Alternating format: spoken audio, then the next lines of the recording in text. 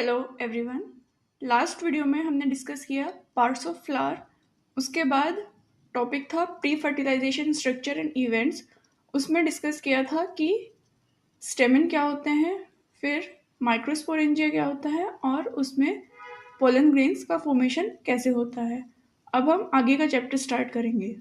Now let's discuss the structure of pollen grain in detail. अभी हमने देखा था जो मैच्योर पोलन है उसमें दो टाइप के सेल होते हैं। फर्स्ट होता है वेजिटेटिव सेल और सेकंड होता है जनरेटिव सेल। जो वेजिटेटिव सेल होता है वो बड़ा साइज का होता है और इसमें बहुत सारा फूड रिजर्व होता है।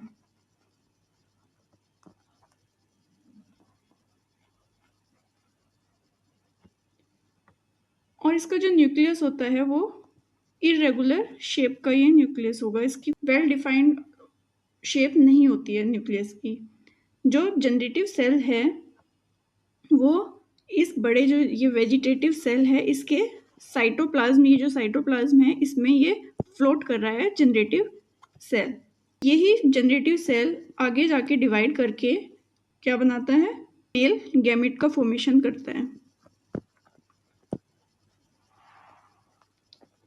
क्योंकि यही जनरेटिव सेल पार्टिसिपेट करता है फर्टिलाइजेशन में, इसीलिए इसको जनरेट करेगा, क्योंकि अगली जनरेशन यही जनरेट करेगा, इसीलिए इसको जनरेटिव सेल बोलते हैं। अब जो आउटर स्ट्रक्चर है, जो आउटर लेयर है, सबसे बाहर की जो लेयर होगी, जो ये ब्राउन कलर की आपको दिखाई दे रही है, इसको बोलते हैं एक्साइन। ये सबसे बाहर की यानी कि आउटर लेयर होगी पोलन की, वो होगी एक्साइन। ये बनी होती है स्पोरोपोलेनिन की।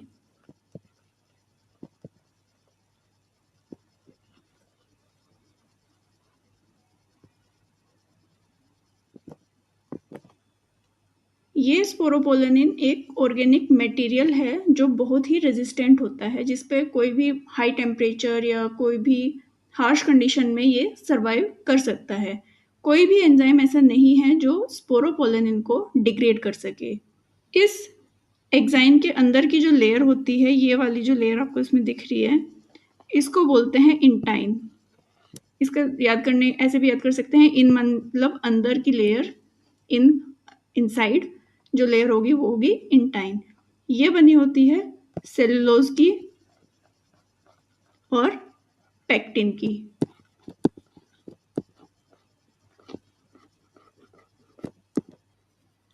इस इंटाइन के अंदर जो वेजिटेटिव सेल का जो साइटोप्लाज्म है वो सराउंडेड होता है प्लाज्मा मेम्ब्रेन से। इसके बाद आता है जर्म पोर्स।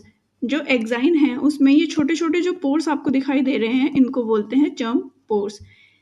ये पोर्स इसलिए बनते हैं क्योंकि यहाँ पे जो स्पोरोपोलेनिन है वो एब्सेंट होता है। स्पोरोपोलेनिन एब्सेंट होता है जर्म पोर्स में, यानी कि एक्साइन की लेयर में जहाँ जहाँ स्पोरोपोलेनिन एब्सेंट होगा वहाँ पे पोर्स बन जाते हैं, जिनको जर्म पोर्स बोलते हैं। इन पोर के थ्रू एक ट्यूब बाहर आती है जब फर्टिलाइजेशन होता है, तो इस ट्यूब में जो जनरेटिव सेल हैं जो मेल गैमेट्स बनाएंगे, ये ट्यूब वो गैमेट्स कैरी करेगी। So this is the basic structure of a pollen grain. Now let's discuss some important point about pollen grains. Pollen grains allergies cause कर सकते हैं कुछ पर्सन्स में, जिसका एक एग्जांपल है पार्थीनियम। इसी को कैरेट ग्रास भी बोलते हैं।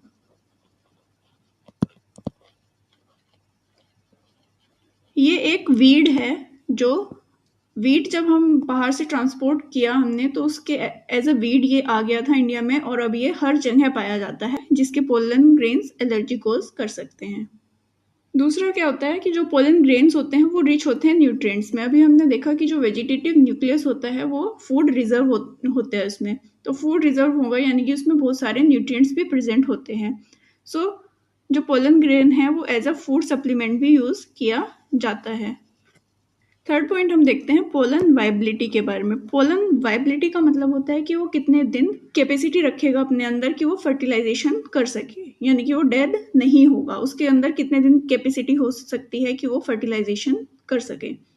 सो कुछ पोलन होते हैं जिसमें लेस देन 30 भी हो सकती है, मतलब 30 मिनट में ही वो डेड हो गया, उसके बाद वो फर्टिलाइजेशन नहीं करता। उसके एग्जाम्पल है राइस और व्हीट।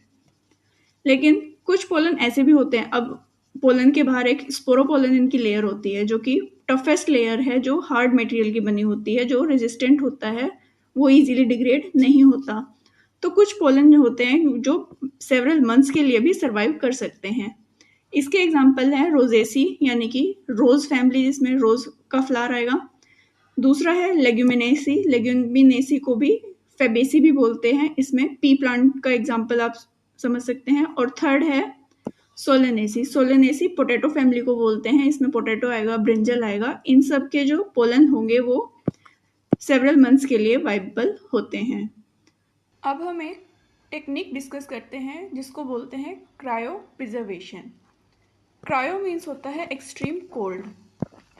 तो एक्सट्रीम कोल्ड कंडीशन में जब भी कोई चीज़ प्रिजर्व की जाती है तो उसको क्रायो प्रिजर्वेशन बोलते हैं। अब ये एक्सट्रीम कोल्ड कंडीशन किसके थ्रू होती है? लिक्विड नाइट्रोजन की वजह से होती है। लिक्विड नाइट्रोजन का जो बॉइलिंग पॉइंट होता है वो होता है -196 डिग्री सेल्सियस। टेक्निक में क्या होता है, हम कोई भी चीज़ अगर लिक्विड नाइट्रोजन में डाल देते हैं तो वो एकदम फ्रीज हो जाती है। सो उस चीज़ को हम फिर बाद में बहुत टाइम तक स्टोर करके रख सकते हैं और उसको बाद में यूज़ कर सकते हैं। सो ये टेक्निक यूज़ होती है पोलन स्टोरेज के लिए। और इसी टेक्निक से किसी भी ऑर्गेनिज्म का या ह्यूमंस का भी स्पर्म को प्रिजर्व करके रखा जा सकता है। इस टेक्निक से जो पोलन स्टोर होते हैं वो स्टोर होते हैं पोलन बैंक्स में। जहाँ पे उनको स्टोर करते हैं उसको बोलते हैं pollen banks. So in future जब भी कभी पोलन की रिक्वायर्ड होगी तो हम इन पोलन बैंक से लेके उसको यूज़ कर सकते हैं for the purpose of fertilization और ब्रीडिंग प्रोग्राम्स। सो आज हमने पोलन ग्रेन के बारे में डिस्कस किया और इसी के साथ जो एंड्रोशियम का यानी कि मेल रिप्रोडक्टिव ऑर्गन का जो पार्ट है वो ख़त्म हो जाता है। नेक्स्ट वीडियो में हम आगे का चैप्टर डिस्कस करेंगे। आगे का चैप्टर डिस्कस करने से पहले ये कुछ क्वेश्चन हैं आपके लिए जिनके आंसर आप कमेंट सेक्शन में लिख सकते हैं।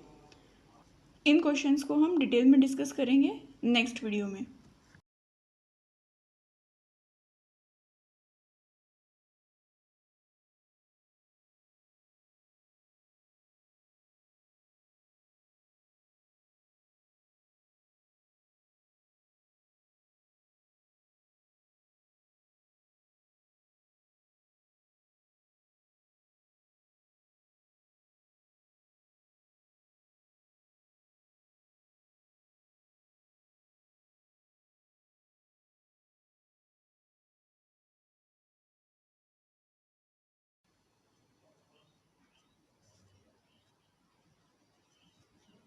Hope you get all the answers correctly. Thanks for watching.